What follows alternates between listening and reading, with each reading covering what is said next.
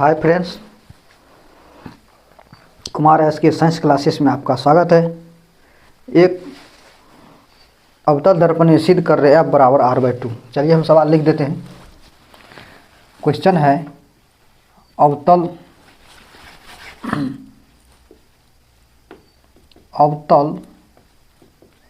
दर्पण में सिद्ध करे F बराबर R/2, यानी ये F है। चलिए ठीक है, हमको ये सिद्ध करना है।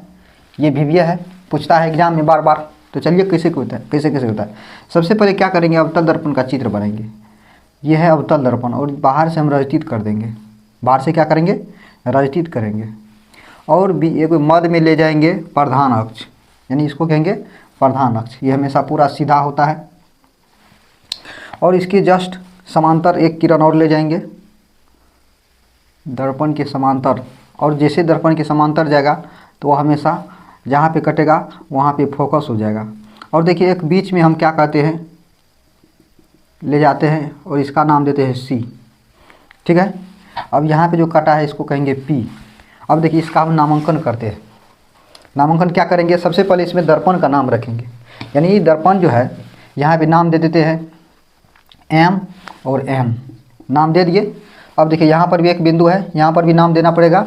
यानी इसको दे देते हैं A, यहाँ पे B। ठीक है, अब तो हो गया। अब इसमें भाषा लिखना है। भाषा क्या लिखना है, इसमें बोलेंगे माना MN अवतल दर्पण है। तो उसके बाद फिर कहेंगे जिसके, यह है प्रधान अक्ष, प्रधान अक्ष के समांतर जा रही प्रकाश किरणें दर्पण से, यह है दर्पण, दर्पण से परावर्तन के बाद फोकस से गुजरता है। ठीक है, तब आगे लिखेंगे जिसका ध्रुव P, फोकस F तथा वक्रता केंद्र C है। ठीक है, इतना बात लिख देते हैं। तो लिखेंगे माना MN एक अवतल दर्पण है जिसके, जैसे लिखते वैसे लिखिए, जिसके प्रधान अक्ष के समांतर आ रही प्रकाश की किरणें, प्रकाश की किरण दर्पण से परावर्तन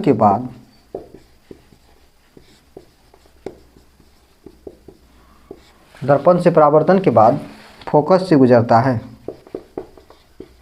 फोकस से गुजरता है। ठीक है, तब फिर यहाँ से लिखेंगे जिसका ध्रुव P, उसके बाद फोकस है, फोकस F तथा वक्रता केंद्र C है। ठीक है, माना MN अवतल दर्पण है, अवतल दर्पण है जिसके प्रधान अक्ष के समांतर आ रही प्रकाश की किरण दर्पण से परावर्तन के बाद फोकस से, यानी फोकस से यहाँ पे छूट गया, फोकस से गुजरता है। जिसका ध्रुव P, फोकस F तथा वक्रता केंद्र C है। ठीक है, इतना लिख देने के बाद फिर आगे लिखेंगे यह है ध्रुव, ध्रुव से यह है फोकस, ध्रुव से फोकस दूरी होता है छोटी f, और यह है ध्रुव, ध्रुव से है वक्रता केंद्र और यहाँ की दूरी होता है R होता है।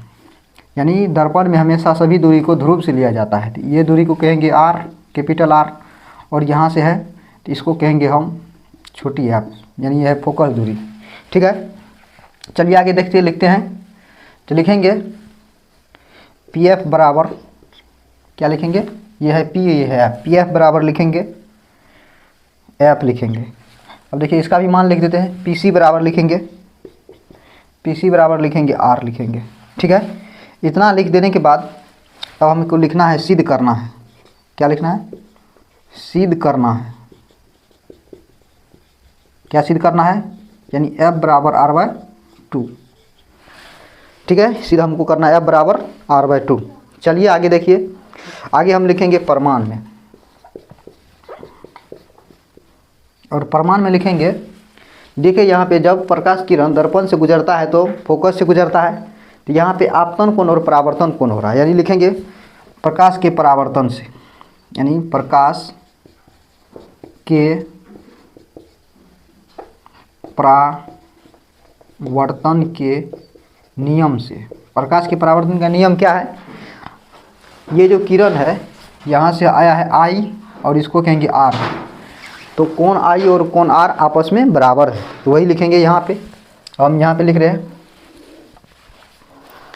प्रमाण में लिखेंगे प्रकाश के परावर्तन से, यानी लिखेंगे आपतन कोण बराबर परावर्तन कोण, आपतन कोण बराबर परावर्तन कोण। ओके, आपतन कोण बराबर परावर्तन कोण। तो अब देखिए आपतन कोण क्या है? आपतन कोण यही है, लिखेंगे A B C।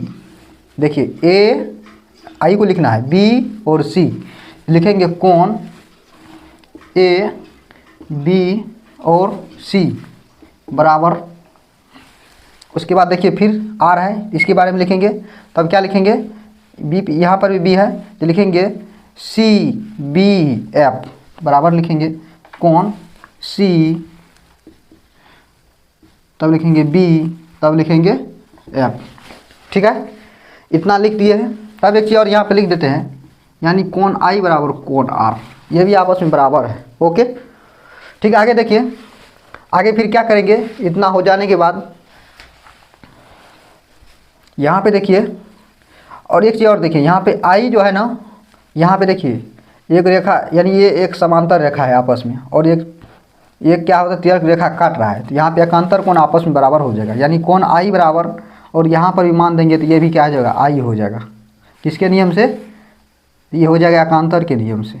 तो देखिए यहाँ पे लिखेंगे, यहाँ पे लिखेंगे कोण A B C, कोण A B C बराबर, अब लिखेंगे इसके बारे में, यानी कोण B C F।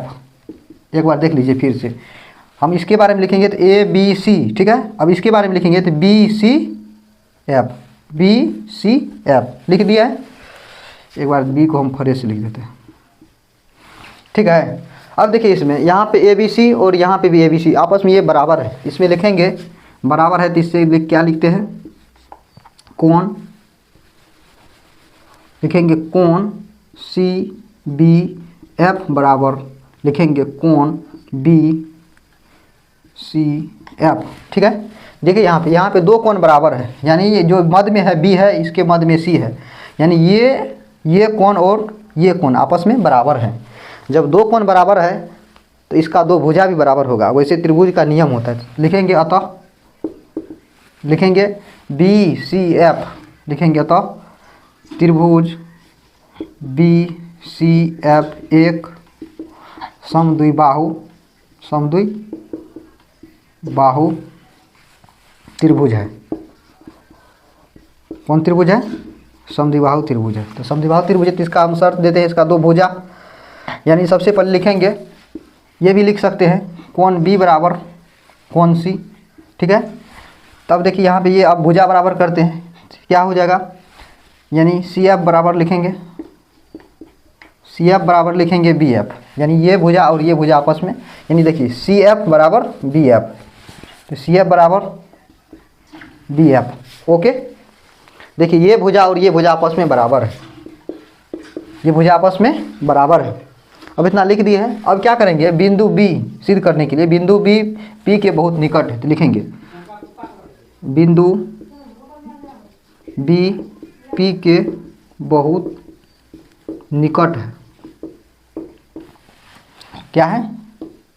निकट है। जब बिंदु B के P निकट है, देखिए एक चीज आप लोग समझ लीजिएगा, यानी कोई बिंदु, यानी ये ऐसे करके बना हुआ, वास्तव में अभी ये बिंदु ये रेखा छोटा है, ये रेखा बड़ा है, तो क्या करेंगे इसको, अगर थोड़ा नज़दीक करेंगे इसको, तो लगभग देखिए ये आपस में बराबर हो रहा है, यानी तो लिखेंगे, क्या लिखेंगे? लिखेंगे बिंदु, ये तो लिख दिए हैं। अब इसका देखिए ये PF बराबर हो जाएगा BP, ये लगभग बराबर है, लगभग बराबर है, लिखेंगे, यानी इसको लिखेंगे PF बराबर लिखेंगे BF, PF बराबर। चलिए दोस्त, थोड़ा लाइट का तकनीकी होने के कारण बिजली कट गया था। चलिए आगे समझते हैं, यानी बिंदु B P के बहुत निकट है, यानी ये बिंदु है बी जो है पी के क्या है, काफ़ी निकट है। तो जब निकट है तो पी एफ बराबर बी एफ हो जाएगा, यानी ये और ये आपस में, यानी ये और ये आपस में बराबर हो जाएगा। हम यहाँ पे दिखा दिए, ठीक है। इसको मिटा देते हैं। अब देखिए क्या करेंगे, यहाँ पे सी एफ बराबर बी एफ है। अब देखिए यहाँ पे, यानी अब देखिए इसको सिद्ध करने के लिए क्या करेंगे, यहाँ पे देखिए पी एफ और सी यानी एक रेखा है। एक चीज़ हम जानते हैं, क्या जानते हैं कि यानी एक अगर कोई रेखा रहेगा, अगर उसमें 3 मान रहेगा, जैसे देखिए ए बी और सी, तो इसका मान कैसे होता है, तो हम क्या लिख सकते हैं, ए सी बराबर लिख सकते हैं A B plus B C. कैसे, मान लीजिए इसका मान 4 है, इसका मान 5 है, तो हमको मान निकालना ए सी का। तो ए सी का मान निकालेंगे तो क्या लिखेंगे, ए सी बराबर लिखेंगे A B plus B C, तो मान हो गया। तो वैसे ही यहाँ पे करेंगे, ठीक है। एक बार देख लीजिए, हम ये जैसे एक रेखा है, एक रेखा पे 3 बिंदु है, एक बिंदु ए है, एक बिंदु बी है, एक बिंदु सी है। तो हमको निकालना ए सी का मान, किसका मान निकालना है, ए सी, इसका मान निकालना है। तो ये दोनों को जोड़ देंगे, यानी A B plus B C हो जाएगा, ठीक है। तो यहाँ पे वैसे ही करेंगे, यानी देखिए पी एफ और सी एक रेखाखंड है, यानी यहाँ पे हम लिख सकते हैं पी सी बराबर, क्या लिखेंगे, इसको मिटा देते हैं, यानी लिखेंगे पी सी बराबर पी और सी, पी सी बराबर लिखेंगे C F plus P F, यानी C F plus P F, ठीक है। पी सी बराबर यानी पी और सी बराबर पी एफ बराबर P F plus C F, ठीक है।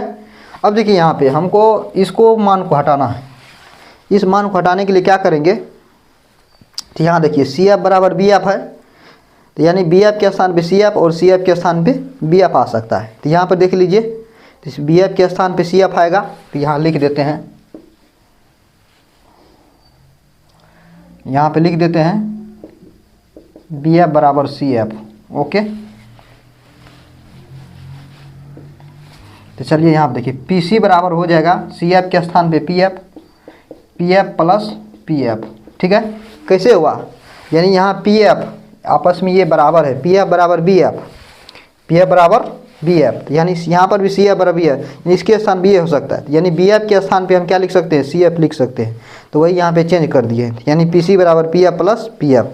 तो अब देखिए ये क्या होगा, पी सी बराबर इसको जोड़ेंगे तो ये होगा 2 पी एफ, क्या होगा, ये हो जाएगा 2 एफ। चलिए थोड़ा और बढ़ते हैं। अब देखिए यहाँ पे पी सी का मान देखिए आप यहाँ पर हम लिखे, एक बार देख लीजिए, पी सी का मान लिखे आर और पी एफ का मान लिखे एफ। तो यहाँ पे हम लिख देते हैं आर बराबर, और पी एफ का मान है एफ, यानी 2 गुना एफ, ठीक है। अब हमको सिद्ध करना एफ बराबर, यानी एफ बराबर निकालना है। तो एफ बराबर निकालने के लिए क्या करेंगे, 2 इधर आएगा r/2। अब इसको सीधा करके लिख देंगे एफ बराबर r/2। तो मेरा ये फार्मूला सिद्ध हो गया है, ठीक है। मिलेंगे अगला वीडियो में। आप लोग कमेंट में बताइए कैसा लगा वीडियो।